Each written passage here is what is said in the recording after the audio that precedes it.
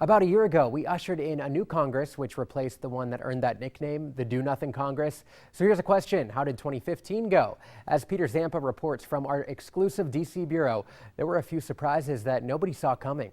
Mr. Speaker, Mr. Vice President, members of Congress, my fellow Americans. At the time of the State of the Union address, few knew there would be bombshell announcements from major congressional leaders. Senator Harry Reid announced he would not seek re-election in 2016. I have done my best. I haven't been perfect, but I've really tried my hardest. And Speaker John Boehner shocked members of Congress in late September, announcing he would be stepping down as Speaker of the House at the beginning of November, leading to the start of a Paul Ryan speakership. This morning, I informed my colleagues that I would resign from the speakership and resign from Congress at the end of October. It is my privilege to hand this gavel to the Speaker of the House, Congressman and Honorable Paul Ryan. Thank you. Thank you very much. Boehner announced his resignation right after an unprecedented visit to Capitol Hill from Pope Francis, who spoke in front of a joint session of Congress for the first time ever. In his address, the Pope touched on controversial topics, from gay marriage to immigration to the death penalty.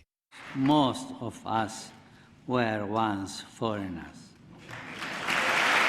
The pontifex was the second major congressional guest of the year, the first being Israeli Prime Minister Benjamin Netanyahu, who delivered a controversial address also in front of a joint session. Speaker Boehner invited Netanyahu to speak about the dangers of the Iran nuclear deal, an agreement spearheaded by the Obama administration. That deal will not prevent Iran from developing nuclear weapons.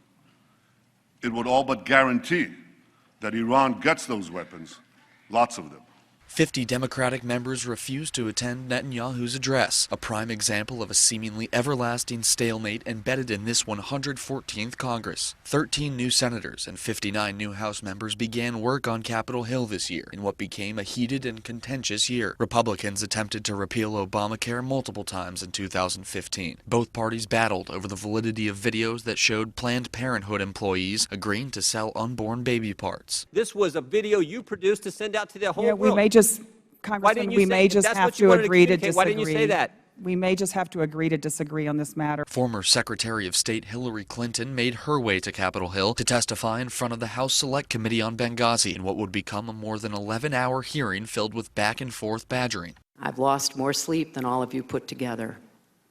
I have been racking my brain about what more could have been done or should have been done.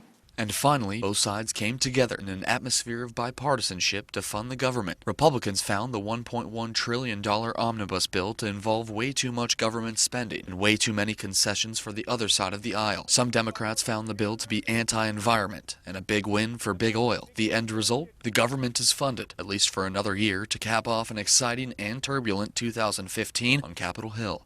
Reporting in Washington, I'm Peter Zampa. So, of course, 2016 is an election year, so we're set to have a new Congress at this time next year. Take a look at this. 34 Senate seats are up for re-election this year. 10 are currently held by Democrats, 24 by Republicans. 5 senators are retiring from those 34 seats, including Marco Rubio, who, of course, is running for president.